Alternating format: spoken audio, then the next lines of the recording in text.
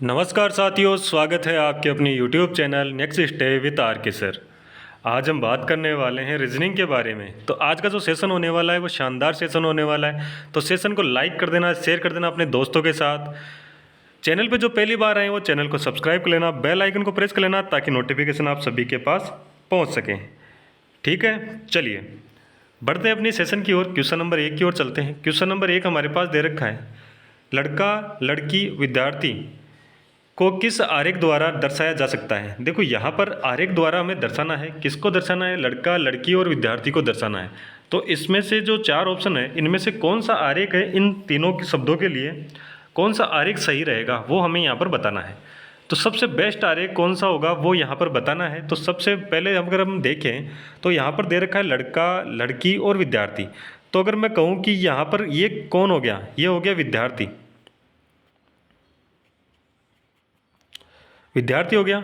अगर बात करूं किसकी, लड़कों की, तो यहाँ पर विद्यार्थियों में कुछ तो क्या होंगे, लड़के होंगे, और कुछ क्या होगी, लड़कियां होगी।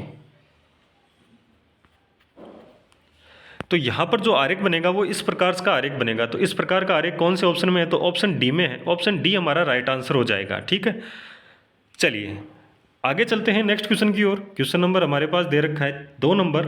क्या कहता है 2 नंबर, यदि 15 फरवरी 2008 को गुरुवार था तो 19 फरवरी 2019 को कौन सा दिन होगा। यहाँ पर क्या दे रखा है, 15 फरवरी 2018 को क्या दे रखा है, गुरुवार दे रखा है। तो 19 अप्रैल 2019 को कौन सा दिन होगा ये हमें यहाँ पर बताना है। ठीक है, 15 फरवरी, अगर आप 2018 को देखोगे तो 2018 है वो 2018 लीप वर्ष है या साधारण वर्ष। तो आप कहोगे कि यहाँ पर कौन सा है, ये साधारण वर्ष है। कौन सा वर्ष है, साधारण वर्ष है। साधारण वर्ष में अगर फरवरी की बात करें तो फरवरी कितने दिन की होती है, 28 दिन की होती है। ठीक है, तो यहाँ पर अगर बात करें फरवरी में से कितने दिन, 15 दिन। 15 दिन तो चले जाएंगे तो कितने दिन बचेंगे, अगर 15 दिन चले जाएंगे तो कितने दिन बचेंगे, हमारे पास 13 दिन बचेंगे। तो यहाँ पर क्या करोगे, 13 लिखोगे प्लस फिर फरवरी के बाद में अगर आप देखोगे तो यहाँ से देखो, फरवरी से देखोगे तो फरवरी यहाँ पर अगर डेट देखोगे तो 19 अप्रैल है। तो अगर मंथ से देखें तो फरवरी के बाद में क्या आएगा, मार्च आएगा। मार्च कितने दिन का आएगा, 31 दिन का। मार्च के बाद में क्या आएगा, अप्रैल आएगा। और अप्रैल में कितने दिन दे रखे हैं, 19 दिन दे रखे हैं। अब आप कहोगे कि सर वो तो 2018 तक चलते हैं, अब 19 अप्रैल 2018 तक तब ऐसे लिखते हैं। लेकिन यहाँ पर देखो 2019 दे रखा है, तो हम क्या करेंगे, एक जो ईयर है वो यहाँ पर एक ऐड कर देंगे तो एक ईयर का आ जाएगा यहाँ पर। ठीक है, यहाँ पर क्या करोगे, 7 का भाग दोगे, टोटल करके 7 का भाग दे लो, या फिर यहाँ से काट भी सकते हैं हम। देखो कैसे काटोगे, अगर हम 7 से काटेंगे तो यहाँ पर 31, कितना शेष बचेगा, 3 शेष बचेगा। यहाँ पर 7 से काटोगे तो यहाँ पर एक और 13 कट जाएंगे, 14 होते हैं। यहाँ 7 से काटोगे तो 19 को काटोगे, कितना आएगा, कितना शेषफल बचेगा, तो 5 शेषफल बचेगा। ये टोटल करोगे तो कितना हो रहा है, 8। और फिर 7 से काटोगे तो कितना शेषफल बचेगा, तो एक शेषफल बचेगा। क्या शेषफल बचा, एक शेषफल बचा। एक शेषफल बचा तो हमारे पास क्या दे रखा था, गुरुवार दे रखा था। गुरुवार में एक जोड़ोगे तो क्या आएगा, शुक्रवार आएगा। और जो हमारा आंसर होगा वो होगा डी ऑप्शन, यानी शुक्रवार दे रखा है, डी ऑप्शन अपना राइट आंसर हो जाएगा। समझ में आया। चलिए आगे बढ़ते हैं नेक्स्ट क्वेश्चन की ओर। एक बार सभी साथी सेशन को लाइक और शेयर कर दें। क्वेश्चन नंबर हमारे पास दे रखा है 3 नंबर। कुछ लड़कियां एक पंक्ति में खड़ी हैं। कविता बाएं छोर से 11वें स्थान पर है और बबीता है वो दाहिने छोर से 90वें स्थान पर है। ये कह रहा है कि यहाँ पर कुछ लड़कियां हैं वो एक पंक्ति में खड़ी है। ठीक है, पंक्ति में खड़ी है तो बाईं साइड से यानी कि इस साइड से कितना, 11वां स्थान। 11वां स्थान किसका है, तो 11वां स्थान है वो यहाँ पर दिखेगा, किसका दिखेगा, कविता का दिखेगा। तो मैं इसको कैसे डिनोट कर रहा हूँ। ठीक है, फिर यहाँ बबीता दिख रहा है और बबीता कह रही है कि दाईं साइड से यानी इस साइड से कितना स्थान है, 9वां स्थान है। और यहाँ पर क्या आ जाएगी, बबीता आ जाएगी। ठीक है, यदि उनके स्थानों को परस्पर बदल दिया जाए तो कविता बाएं छोर से 15वें स्थान पर हो जाए। अब देखो स्थान बदल लें तो यहाँ पर कविता है, कविता यहाँ आ जाए, और बबीता है वो बबीता यहाँ चली जाए। तो कविता यहाँ आ गई, ठीक है, और बबीता यहाँ आ गई। अब कह रहा है कि कविता है ना वो बाईं छोर से कितना हो जाए, 15वां स्थान हो जाए। ये कितना स्थान हो गया, 15वां स्थान हो गया। अब बबीता का हमें पता है, सॉरी कविता का है, कविता का क्या पता है हमें, कविता का पता है कि कविता है ना वो बाईं साइड से और दाईं साइड से उसका नंबर पता है। जब एक व्यक्ति का बाईं साइड से और दाईं साइड से नंबर पता होता है और टोटल निकालना होता है तो एक फॉर्मूला होता है, कौन सा? टोटल बराबर left plus right minus 1। Total निकालोगे तो इसके लिए क्या करोगे? लेफ्ट, लेफ्ट से कितना है 15, राइट से कितना है 9, माइनस करोगे 1। 15 और 9 को करोगे तो कितना आएगा? 24, और माइनस करोगे 1 तो यहाँ पर कितना आएगा? 23। जो टोटल अगर लड़कियों की संख्या की बात करें तो टोटल लड़कियाँ कितनी हैं? तो टोटल लड़कियाँ हमारे पास 23 लड़कियाँ हैं। पंक्ति में कितनी लड़कियाँ हैं? 23 है। तो ऑप्शन यहाँ पर हो जाएगा ए ऑप्शन अपना राइट आंसर हो जाएगा। ठीक है, ए क्या हो जाएगा? राइट आंसर हो जाएगा। आगे चले नेक्स्ट क्वेश्चन की ओर। समझ में आ गया होगा आप सभी को। क्वेश्चन नंबर 4 की ओर बढ़ते हैं। क्वेश्चन नंबर 4 कह रहा है दिए गए विकल्पों में से विषम शब्द को चुनना है। यहाँ पर हमारे पास 4 विकल्प दे रखे हैं। इन विकल्पों में से बताना है कि कौन सा अलग है या विषम है या फिर अलग। यहाँ पर बताना है कि चारों ऑप्शन में से कौन सा अलग है। ऑप्शंस दे रखे हैं हमारे पास सोना, चांदी, प्लेटिनम और पारा। अगर आप यहाँ देखोगे तो चारों क्या है? धातु हैं। चारों क्या है? धातु हैं। पर यहाँ पर अगर आप देख पाओगे तो यहाँ पर एक पारा भी दे रखा है। अगर पारे की बात करें तो ये क्या होता है? सामान्य तापमान होता है ना, कमरे का टेम्परेचर जो सामान्य तापमान होता है उस पर क्या होता है? ये द्रव की तरह या तरल की तरह व्यवहार करता है। किसकी तरह व्यवहार करता है? तरल की तरह व्यवहार करता है। ठीक है, जबकि यहाँ पर ये तीनों क्या है? ये ठोस की तरह व्यवहार करते हैं। कोई भी अवस्था इनकी परिवर्तित नहीं होती, परिवर्तित नहीं होती इनकी अवस्था। वर्ग यहाँ पर पारा है वो उसकी क्या है? अवस्था क्या हो जाती है? परिवर्तित हो जाती है। किस पर? सामान्य ताप पर। सामान्य ताप पर क्या होती है? इसकी अवस्था परिवर्तित होकर तरल जैसी हो जाती है। ठीक है, तो यहाँ पर जो टेम्परेचर या जो पारा है वो क्या हो जाएगा? विषम हो जाएगा, अलग हो जाएगा, क्योंकि ये धातु भी है और तरल की तरह व्यवहार भी करती है। जबकि यहाँ पर ये तीनों सोना, चांदी और प्लेटिनम ये ठोस की तरह रहती है और ठोस की तरह ही व्यवहार करती है। तो ऑप्शन यहाँ पर डी अपना राइट आंसर हो जाएगा। समझ गए होंगे। चलिए आगे चलते हैं क्वेश्चन नंबर 5 की ओर। दी गई संख्या श्रृंखला में प्रश्नवाचक चिन्ह के स्थान पर क्या आएगा ये हमें बताना है। यहाँ पर हमारे पास एक श्रृंखला दे रखी है और उसमें से बताना है कि कौन सा आगे ऑप्शन आएगा। ठीक है, तो यहाँ पर अगर हम देखें तो किस प्रकार से ये श्रृंखला बढ़ रही है। तो 5 से 9 हुआ, 9 से 21, 21 से 37 और 37 से 81। तो आप यहाँ देखोगे कि गैप है ना वो कुछ बड़ा है, गैप छोटे से बड़ा होता जा रहा है। इसका मतलब क्या हुआ है? उसके में मल्टीप्लाई हुआ होगा। इसका मतलब इसमें क्या हुआ है? मल्टीप्लाई हुआ है। अगर यहाँ पर मल्टीप्लाई का मेथड लगाएं तो देखो 5 को किससे गुणा करेगी? 9 आ जाए। तो अगर हम यहाँ पर देखें तो 5 को क्या करें? 2 से तो क्या करें? गुणा करें तो क्या होता है? 10 होता है। ठीक है, 2 से क्या करें? 2 से तो क्या करें? गुणा कर दें और उसमें से 1 माइनस कर दें तो क्या 9 आ रहा है? बिल्कुल आ रहा है। यहाँ पर 21 के देखें तो 9 से 9 को किससे गुणा करें कि 21 आए। तो यहाँ पर अगर मैं कहूँ कि 9 को क्या करें? 2 से तो गुणा कर दें। और यहाँ पर क्या हो रहा है? प्लस का कितना हो रहा है? 3 हो रहा है। प्लस का 3 हो रहा है। 9 दूनी 18, 18 और 3 कितने हुए? 21 हुए। अब आगे यहाँ पर देखोगे 37 हो रहा है। तो 21 को किससे गुणा करें कि 37 हो जाए। तो यहाँ पर आप कहोगे कि मैं 21 को किससे करूँ? 2 से करूँ, क्योंकि देखो 2 यहाँ पर गुणा हो रहा है, यहाँ पर भी गुणा हो रहा है। तो यहाँ पर भी 2 से गुणा करें। 21 को 2 से गुणा करोगे तो कितना आएगा? 42। आना कितना चाहिए? 37। कितना माइनस करना होगा? तो 5 माइनस करना होगा। अब आप यहाँ पर एक चीज़ समझ रहे होंगे कि देखो 2 से तो सभी गुणा हो रहे हैं, ये तो सही में। पर यहाँ पर पहले माइनस हुआ 1, फिर प्लस हुआ 3, फिर माइनस हुआ 5। तो इसका मतलब जो नेक्स्ट संख्या आएगी वो प्लस होगी। और वो कितनी होगी? तो यहाँ पर देखो 1 है, 3 है और 5 है। तो आगे नेक्स्ट क्या आएगा? 7 आएगा। यानी विषम संख्याएँ क्या होगी? प्लस हो या माइनस हो रही है। तो यहाँ पर 37 को क्या करोगे? 37 को करोगे 2 से गुणा और यहाँ पर प्लस करना होगा, क्योंकि माइनस हो रहा है तो प्लस करोगे किसका? 7 का। यहाँ पर 37 को माइनस 2 से गुणा करोगे तो 7 दूनी 14 हासिल की। 1 3 और 1 कितना हुआ? 6 और 1 7 हो गया, यानी 76। प्लस का क्या करोगे? 7 करोगे तो कितना हो रहा है? 81 हो रहा है। बिल्कुल हो रहा है, जो हमने मेथड लगाया वो सही है। अब यहाँ पर 81 तो हमारे पास मिल गया। अब 81 को क्या करें? 81 को 2 से तो गुणा करना होगा। यहाँ पर प्लस हो गया तो माइनस होगा। अब माइनस कितना होगा? तो इसमें से माइनस होगा 9। नेक्स्ट जो विषम संख्या आएगी वो क्या आएगी? 9 आएगी। तो यहाँ पर क्या हो जाएगा? माइनस हो जाएगा, 9 माइनस होगा। 81 को अगर हम किससे करें? 2 से गुणा करें तो कितना आएगा? 162 आ जाएगा। 81 को 2 से गुणा करने पर 162 आएगा। उसमें से माइनस करोगे क्या? 9 करोगे। माइनस 9 करोगे तो यहाँ पर क्या आ जाएगा? माइनस 9 करने पर यहाँ पर जो संख्या आएगी वो कितनी आएगी? अगर यहाँ पर 9 करोगे तो कितना बचेगा? 7 और 7 कम करोगे तो यहाँ आएगा 153। कितना आएगा 153। जो नेक्स्ट जो क्वेश्चन मार्क की जगह कितना आएगा 153 आएगा। 153 आएगा तो यहाँ पर ऑप्शन कौन सा हो जाएगा, तो ऑप्शन बी अपना राइट आंसर हो जाएगा। ऑप्शन क्या हो जाएगा, बी यहाँ पर राइट आंसर हो जाएगा। समझ गए होंगे आप। समझ में आया है तो एक बार थम्स अप जरूर कर दीजिएगा, ठीक है। चलिए आगे बढ़ते हैं नेक्स्ट क्वेश्चन की ओर। क्वेश्चन नंबर हमारे पास दे रखा है 6 नंबर। राम 1 किलोमीटर पूर्व दिशा में चलकर 5 किलोमीटर दक्षिण दिशा में चलता है। वहाँ से वह फिर 2 किलोमीटर पूर्व दिशा में चलकर अंत में 9 किलोमीटर वह उत्तर दिशा में चलता है। वह अपने स्थान प्रारंभिक इस बिंदु से कितनी दूरी पर है, यह हमें बताना है। देखो यहाँ पर क्या कह रहा है, एक राम है, बिल्कुल राम है, क्या कर रहा है, पूर्व दिशा में चल रहा है, तो 1 किलोमीटर ये पूर्व दिशा में चला, ठीक है, बिल्कुल सही है। आगे क्या कर रहा है, वो चलकर 5 किलोमीटर दक्षिण दिशा में चल रहा है। अब देखो दक्षिण कहाँ है, नीचे की साइड आएगा, तो 5 किलोमीटर यहाँ हो गया।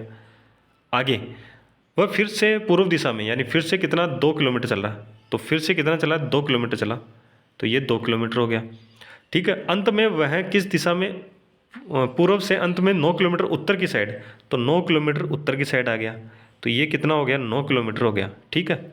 अब ये कह रहा है यहाँ से यहाँ तक की जो दूरी है वो बतानी है, यानी जो सीधी दूरी है वो न्यूनतम दूरी यहाँ पर बतानी है। तो कैसे बताओगे, यहाँ पर अगर हम देखें तो ये दूरी हमें क्या करनी है, ज्ञात करनी है। और वापस बनाते हैं इसको, देखो अगर वापस इसको बनाएं तो किस प्रकार से बनेगा। अभी हमने देखा था 1 किलोमीटर यहाँ चला, 5 किलोमीटर इधर चला, 2 किलोमीटर इधर चला, 9 किलोमीटर इधर चला, तो ये कितना था 2 था, ये कितना था 5 था, और ये कितना था 1 था। हमें क्या करना है, ये दूरी हमें क्या करनी है, ज्ञात करनी है। अगर ये दूरी ज्ञात करनी है तो आप यहाँ पर एक चीज़ देखोगे कि यहाँ पर ये अगर आप बताओगे तो ये दूरी कितनी है, तो ये दूरी और ये दूरी क्या होगी, बराबर होगी, तो ये दूरी भी कितनी है 2। अगर इस दूरी की बात करें यहाँ तक की, तो ये कितनी है 5 है। टोटल की बात करें, टोटल कितनी थी, टोटल 9 थी, तो बच गई कितनी, तो बच गई हमारे पास 4। तो यहाँ पर अगर आप देखोगे यहाँ से यहाँ तक की दूरी देखोगे तो कितनी है 3 है, और यहाँ से यहाँ तक की दूरी कितनी है, तो ये 4 है। तो हमें यह आप यह निकाल लोगे कि यह कौन सा समकोण त्रिभुज बना, तो यहाँ पर कौन सा हो जाएगा, एक पाइथागोरस प्रमेय होती है, वो क्या होती है, कर्ण का स्क्वायर बराबर आधार का स्क्वायर प्लस लंब का स्क्वायर, ठीक है। अब आप आधार देखोगे तो यहाँ पर कितना है 2 और 1 3 है, तो 3 का स्क्वायर हो जाएगा, प्लस लंब कितना है, तो 4 है, तो 4 का स्क्वायर हो जाएगा। यहाँ पर क्या आ जाएगा 3 3 9 और 4 का स्क्वायर कितना होता है 16। अगर टोटल करोगे तो कितना आएगा 25 आएगा। इधर क्या चल रहा है, कर्ण का स्क्वायर चल रहा है। स्क्वायर को हटाने के लिए यहाँ पर क्या कर दोगे, रूट कर दोगे। स्क्वायर को हटाने के लिए इधर रूट आएगा, रूट आएगा तो इधर कितना बचेगा 5, और यहाँ पर कर्ण यानी कर्ण कितना किलोमीटर होगा, 5 किलोमीटर हो जाएगा। कितनी दूरी हो जाएगी 5 किलोमीटर। ऑप्शन कौन सा हो जाएगा, तो ऑप्शन डी अपना राइट आंसर हो जाएगा। समझ में आ गया होगा, इजी क्वेश्चन था, पाइथागोरस प्रमेय आपको पता है तो आप इसको आसानी से सोल्व कर लोगे, ठीक है। चलिए आगे चलते हैं क्वेश्चन नंबर 7 की ओर। रवि अपने घर से विद्यालय की ओर निकलता है। घर से क्या, विद्यालय की ओर निकलता है, ठीक है। 3 किलोमीटर चलने के पश्चात वह मुड़ता है और 4 किलोमीटर चलता है। वह किस दिशा, वह फिर से दाईं ओर मुड़ता है। देखो यहाँ पर हमने एक मिस कर दिया, यहाँ पर कितना है दायां दे रखा है, तो क्या कहता है एक बार देखो। यहाँ से रवि है वो घर से निकलता है विद्यालय के लिए 3 किलोमीटर चलने के पश्चात, यानी वो 3 किलोमीटर चला। अब इसके पश्चात क्या है, वो दाईं ओर मुड़ता है, दाईं यानी इस साइड मुड़ेगा, इस साइड मुड़ेगा, इस साइड चलना प्रारंभ किया था, ये ध्यान रखना। इस साइड मुड़ा, कितना चला 3 किलोमीटर चला, और 4 किलोमीटर वह फिर से दाईं ओर मुड़ता है। यानी कि देखो ये कह रहा है 3 किलोमीटर चला, फिर दाईं ओर मुड़कर 4 किलोमीटर चला, 3 किलोमीटर चला, दाईं ओर मुड़कर 4 किलोमीटर चला, फिर दायां मुड़ा तो और फिर चला कितना अंत चलता है। यदि अब वह दक्षिण दिशा की ओर चल रहा है तो ये देखो ये उसकी क्या सी दिशा हो गई, दक्षिण दिशा हो गई, ठीक है। अब आप बताओ जब वह घर से निकला था तब उसकी दिशा कौन सी थी, यह उसका घर था, ठीक है, ये निकला था। अब आपको पता है यह क्या होता है, उत्तर होता है, यह होता है दक्षिण, यह होता है पूर्व, और यह होता है कौन सा, पश्चिम। अब आप कहोगे कि ये कौन सी दिशा है, अब वो लास्ट में कौन सी दिशा की ओर चल रहा है, दक्षिण दिशा की ओर, यानी इस दिशा की ओर चल रहा है। और वो चलना किस साइड प्रारंभ किया था, इस साइड से चलना प्रारंभ किया था। तो अगर आप देखोगे तो दक्षिण के अपोजिट साइड चलना प्रारंभ किया था, ये दक्षिण के अपोजिट साइड है ना, तो दक्षिण की अपोजिट साइड कौन सी दिशा होती है, उत्तर दिशा होती है। तो इसका मतलब वो घर से चलना प्रारंभ किया था, वो कौन सी दिशा थी, उत्तर दिशा थी, यही हमें पूछा है। तो ऑप्शन कौन सा हो जाएगा, तो ऑप्शन डी अपना राइट आंसर हो जाएगा। ऑप्शन क्या हो जाएगा, डी यहाँ पर राइट आंसर हो जाएगा। आगे चलें नेक्स्ट क्वेश्चन की ओर, समझ में आया हो। चलिए नेक्स्ट क्वेश्चन क्या कर रहा है, दिया गया वेन आरेख एक छात्रों उन छात्रों को दर्शाता है जो विभिन्न भाषाएं बोल सकते हैं। उनके अनुसार यथार्थ है दो भाषा बोल सकने वाले की कुल संख्या क्या होगी। देखो यहाँ पर कह रहा है कि दो भाषा बोलने वाले जो छात्र हैं उनकी कुल संख्या बतानी है। ठीक है, यहाँ पर क्या दे रखा है, अंग्रेजी दे रखा है, तमिल दे रखा है और हिंदी दे रखा है। ठीक है,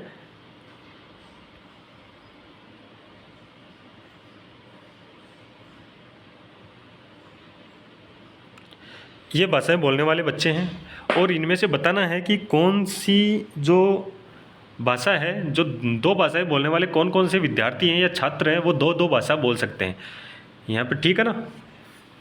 चलिए अब हम यहाँ पर देखें तो सबसे पहले दो भाषा बोलने वाले देखेंगे तो यहाँ पर देखो अंग्रेजी और हिंदी बोलने वाले दो भाषाएं, अंग्रेजी हो गई और हिंदी हो गई। तो ये दो भाषाएं बोलने वाला कौन हो गया, तो एल देखोगे तो एल दो भाषा बोलने वाला हो गया। ठीक है, तो एक तो हमारे पास जो आएगा वो आएगा एल आ जाएगा।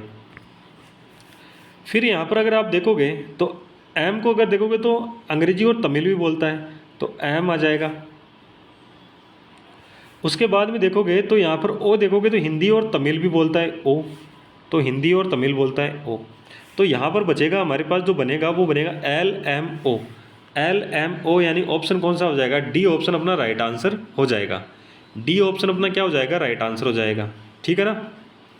अगर यहाँ पर अगर आप देखोगे तो एन भी आपको दिखाई देगा एक, और एन भी आप कह सकते हो कि सर एन भी तो दो भाषाएं बोलता है, पर यहाँ पर अगर एन देखोगे तो एन तीन भाषाएं बोलता है, जबकि हमारे पास कौन सी कंडीशन रखी है, सिर्फ दो भाषा बोलने वाला, तीन भाषा। अगर यहाँ पर कहता मिनिमम दो भाषा बोलने वाले रखना है तो मिनिमम दो भाषा में तो एक देखो मैक्सिमम कितनी भी हो सकती है, फिर मिनिमम बोलने के बाद में मैक्सिमम कितनी भी आ सकती है।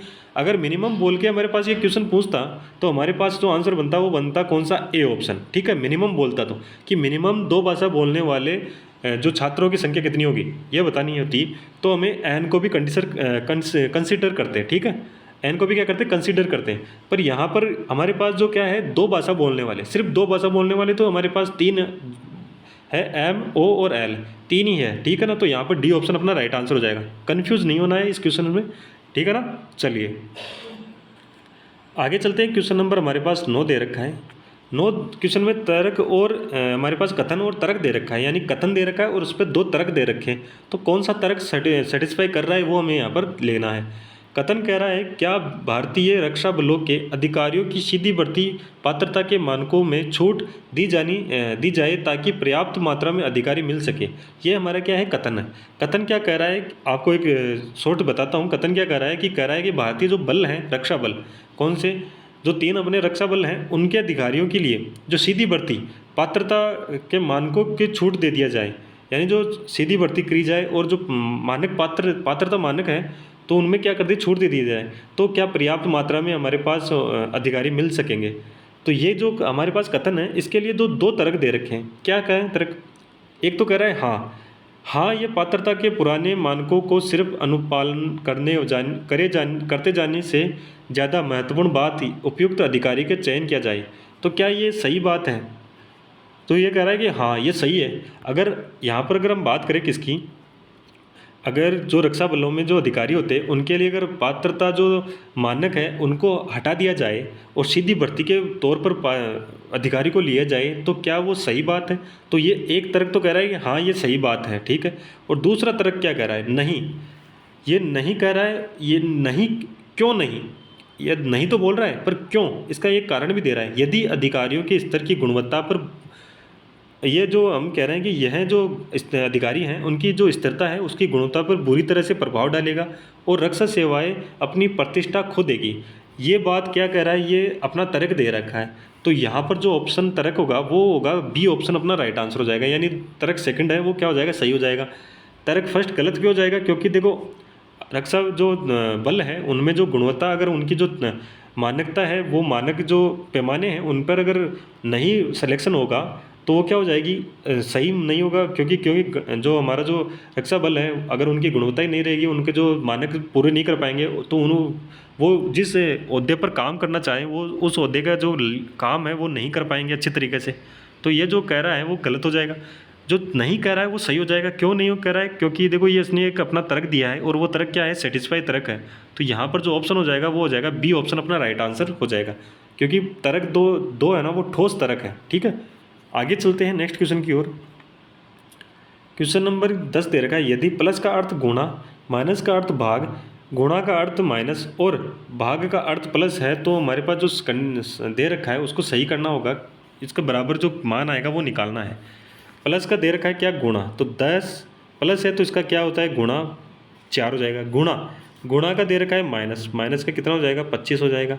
माइनस का दे रखा है भाग, कितना हो जाएगा? 5। और भाग का क्या दे रखा है? प्लस, प्लस का कितना हो जाएगा? 8। बराबर इसका सोल्व करने के लिए सबसे पहले क्या होगा? भाग सोल्व होगा और उसके बाद में क्या होगा? गुणा सोल्व होगा। तो यहाँ पर 10 × 4 माइनस, यहाँ पर अगर सोल्व करेंगे तो 25 में 5 का भाग देंगे तो कितनी बार आ जाएगा? 5 बार। प्लस का क्या आ जाएगा? 8 आ जाएगा। फिर गुणा सोल्व होगा तो यहाँ पर क्या हो जाएगा? 10 को 4 से गुणा करोगे 40, माइनस कितना? 5, प्लस का कितना? 8। देखो 40 और 5 क्या है? सॉरी 40 और 8 क्या है? प्लस में, और 5 माइनस में, तो 48। माइनस कितना हो जाएगा? 5। 48 में से 5 गए तो कितना आएगा? 43। 43 है क्या ऑप्शन में? बिल्कुल, यहाँ पर कोई सा भी ऑप्शन 43 का नहीं है। तो यहाँ पर देखो ऑप्शन डी दे रखा है, इनमें से कोई नहीं, तो ऑप्शन डी अपना राइट आंसर हो जाएगा। ये तो इजी क्वेश्चन था, रखना ही था और सोल्व करना था, तो आप आसानी से सोल्व कर पाओगे। क्वेश्चन नंबर 11 कह रहा है, निम्न में से कौन से चिन्ह या संख्याओं की अदला बदली करने पर दिया गया समीकरण सही होगा? यहाँ पर ये कह रहा है कि हमारे पास या तो चिन्ह बदलो या बदलो क्या? संख्याएं बदलो।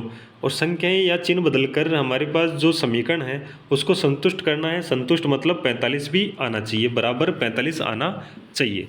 तो इसके लिए क्या करोगे? सबसे पहले क्वेश्चंस इसको सॉल्व करने के लिए सबसे पहले क्या करोगे? सबसे पहले ऑप्शंस से इसको सॉल्व करेंगे। तो सबसे पहला ऑप्शन क्या है? प्लस का, और यहाँ पर माइनस, एक भाग का दे रखा है। इसका मतलब ये कह रहा है प्लस और भाग है ना, उसको क्या कर दें? उन चिन्हों को आपस में बदल दें। तो यहाँ पर देखो 18, फिर क्या होगा? यहाँ पर प्लस हो जाएगा भाग का क्या हो जाएगा? प्लस, और प्लस का क्या हो जाएगा? भाग हो जाएगा। ठीक है, तो भाग का प्लस कर दिया, कितना हो गया? 9। ये कोष्टक में है, ये ध्यान रखना। यहाँ पर देखो इसका जो महत्व होगा, भाग हो जाएगा 3, गुणा हो जाएगा कितना? 5, बराबर कितना? 45। ठीक है, अब देखो बोर्ड मास नियम में क्या होता है? सबसे पहले कोष्टक सोल्व होता है, उसके बाद में भाग सोल्व होता है, फिर गुणा सोल्व होता है, फिर प्लस, फिर माइनस। ठीक है, तो ये सबसे पहले कोष्टक सोल्व होगा। तो यहाँ पर देखो कोष्टक के अंदर क्या है? 18 और 9 क्या है? प्लस में। 18 और 9 कितने हुए? 27 हुए। फिर बाहर आओगे तो कितना है? भाग है। फिर क्या है? गुणा है, 5 है, बराबर दे रखा है कितना? 45 दे रखा है। 27 में भाग दोगे किसका? 3 का। तो 27 में 3 का भाग दोगे तो 9 3 27, यानी कि क्या आ जाएगा? 3।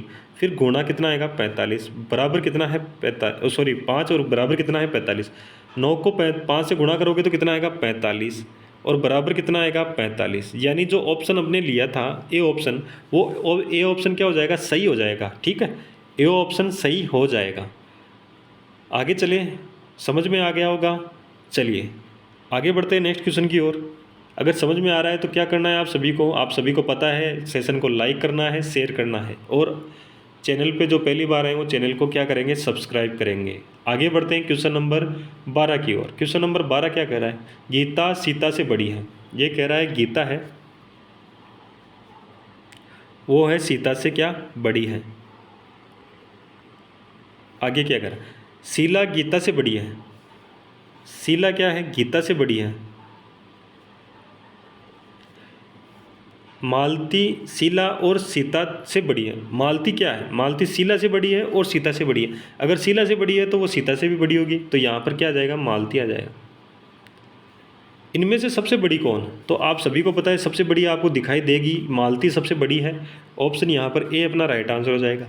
ठीक है, यहाँ पर एक क्वेश्चन ऐसे ही बन सकता है, सबसे छोटी कौन? तो सबसे छोटी कौन? तो सबसे छोटी हो जाएगी यहाँ पर सीता हो जाएगी। सबसे बड़ी कौन सी हो गई? तो बड़ी हो गई मालती। ठीक है, तो यहाँ पर ऑप्शन यहाँ पर ए अपना राइट आंसर हो जाएगा। आगे चलें नेक्स्ट क्वेश्चन की ओर। क्वेश्चन नंबर 13 दे रखा है, निम्नलिखित 4 में से 3 एक निश्चित प्रकार से एक समान है, अतः उनका एक समूह बनता है। वह कौन सा है जो इस समूह में शामिल नहीं होता है? 4 ऑप्शन है। कह रहा है कि 3 ऑप्शन तो ऐसे हैं जो एक समूह के हैं, और उसमें से 4 ऑप्शन में से एक ऑप्शन ऐसा है जो इन समूह में शामिल नहीं है। जो समूह बनेगा 3 का, उसमें शामिल नहीं है। तो यहाँ पर हमारे पास जो नंबर्स दे रखे हैं वो दे रखे हैं 31, 39, 47 और 41। तो यहाँ पर कौन सा ऑप्शन होगा वो अलग होगा। देखो यहाँ पर 31 देखोगे, 31 में अगर आप देखोगे तो 31 क्या है, 31 अभाज्य संख्या है, और 39 को देखोगे तो ये क्या है, भाज्य संख्या है। किससे किससे भाज्य हो रही है, तो ये हो रही है किससे, एक तो देखोगे तो एक तो 1 से हो रही है, एक हो रही है 3 से हो रही है, एक हो रही है 13 से, एक खुद से, ठीक है। और यहाँ पर अगर 47 देखोगे तो ये भी अभाज्य संख्या है, और अगर 41 देखोगे तो ये भी क्या है, अभाज्य संख्या है।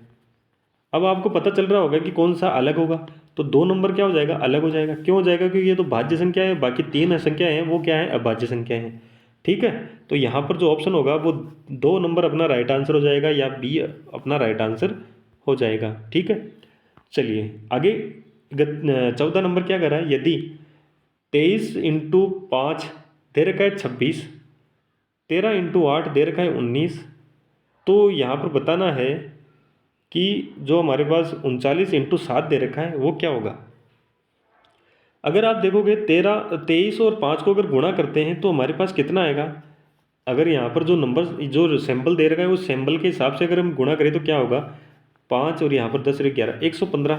अगर इसको भी अगर हम सिंगल डबल डिजिट में करें तो यहाँ पर 2 सिंगल डिजिट में करें तो यहाँ पर कितना आ जाएगा, यहाँ पर आ जाएगा कितना, 1 + 1 + 5, तो यहाँ पर भी कितना आ रहा है, 7 आ रहा है, जबकि आना कितना चाहिए, 26। यानी जो हमने देखा वो गलत किया है। अगर मैं कहूँ कि यहाँ पर 23 को प्लस का 5 कर दूँ तो कितना आ रहा है, 23 और 5 कितना आ रहा है, 28, 28 आएगा। 28 में से मैं माइनस का 2 कर दूँ तो क्या आ रहा है, 26। क्या यही मेथड यहाँ लगा के देखें, तो यहाँ पर देखते हैं 13 प्लस का कितना 8, 13 और 8 करोगे तो यहाँ पर कितना आएगा, 21 आ जाएगा। 21 में से क्या करोगे, माइनस का 2 करोगे तो क्या 19 आ रहा है, बिल्कुल आ रहा है। सेम मेथड यहाँ पर लगाना है। 39 प्लस का करोगे 7 तो यहाँ पर कितना आएगा, 46, 46 में तो 2 का माइनस करोगे तो कितना आएगा, 44, 44 कौन से ऑप्शन में है, डी ऑप्शन में, तो डी ऑप्शन अपना क्या हो जाएगा, राइट आंसर हो जाएगा। समझ गए होंगे, यानी जो सिंबल गुणा का दे रखा था, इस सिंबल का जो अर्थ निकला वो निकला प्लस का। उसके बाद में हमने क्या किया, इसमें 2 2 माइनस किए हैं सभी में, ठीक है ना।